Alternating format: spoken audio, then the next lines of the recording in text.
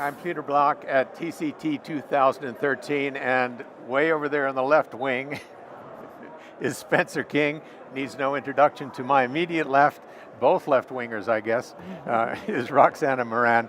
And we now are going to talk about the trial that everyone has been waiting for, the results of which were just released. Spencer, the COREVALVE.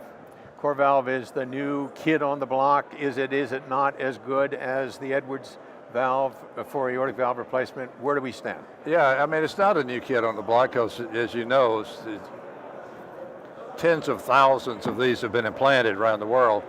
But importantly, this looked at a comparison of the extreme risk, the patients who are inoperable with this valve, and compared it to some controls that it's not a randomized trial, it's a registry, but looking at that, trying to find out what the performance of the valve is.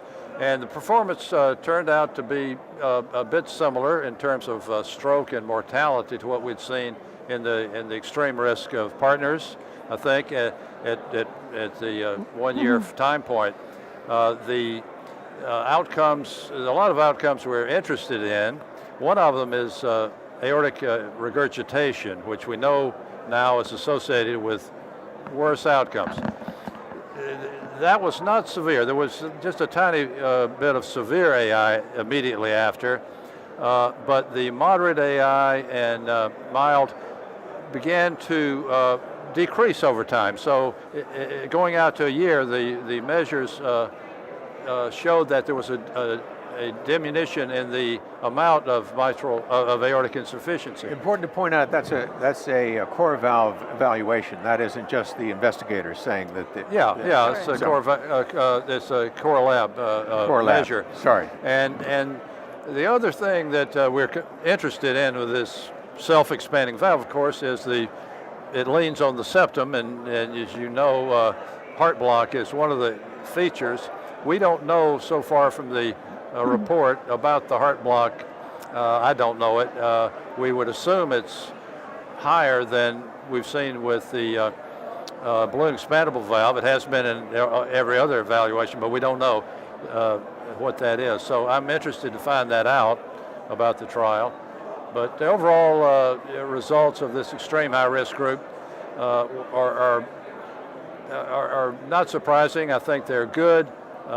One good thing about it is, which I know you'll appreciate, Peter, is there's no control group.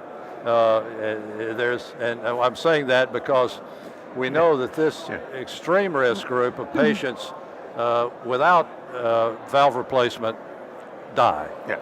And so we can assume that a great many patients were saved in this registry. Yeah, let me go to Roxana. Roxana, 10,000 patients have been treated with this valve in Europe. Initially, it was the valve that everybody used in Europe, and now perhaps it's about 50-50 between Edwards and this valve and some of the newer ones. The United States has been lagging in their ability to understand what it can do compared to Edwards. So where do you put this now in global perspective? What do you think this is going to do for the COREVALVE? First of all, I'm thrilled to see a second valve come and show very similar results in terms of the hard endpoints of death and stroke. The overall rate was 25%, very similar to what we observed in partner high risk, extreme high risk. The stroke rates were comparable. If you just looked at the strokes, the mortality was comparable. What I wanted to see, as everybody else is talking about, is the pacemakers, but also this valve has as far as the femoral approach, it has a smaller profile compared to the original partner study, and it would have been nice to actually see the vascular complications and the bleeding complications. Were they able to actually achieve better results in that way? It's good to have the two valves be made available to our patients in the United States because, as we all know, there's certain patients who could use one valve versus the other. So I'm very, very thrilled to see that we're making a step forward.